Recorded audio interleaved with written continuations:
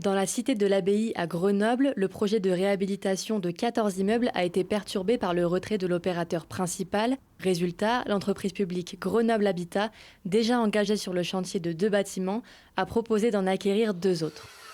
Quand on a compris que le promoteur se désengageait de ce quartier, on s'est dit que nous, on pouvait continuer cette aventure.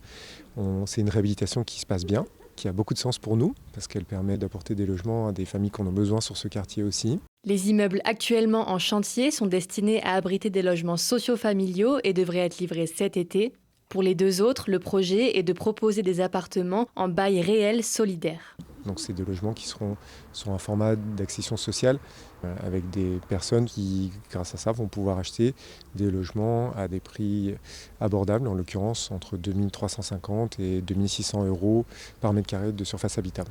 Donc ces 2 ici sont récupérés par Grenoble Habitat.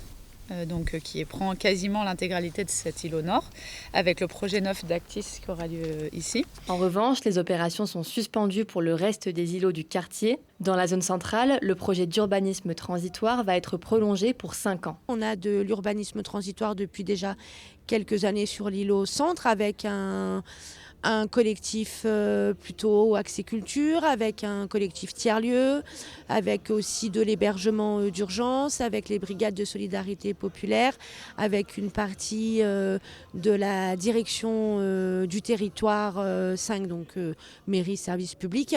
C'est une manière de tester des choses pour voir ensuite si on les pérennise sur le lieu même ou ailleurs dans la ville, c'est aussi possible, mais pour voir un peu ce qui fonctionne pas de manière globale.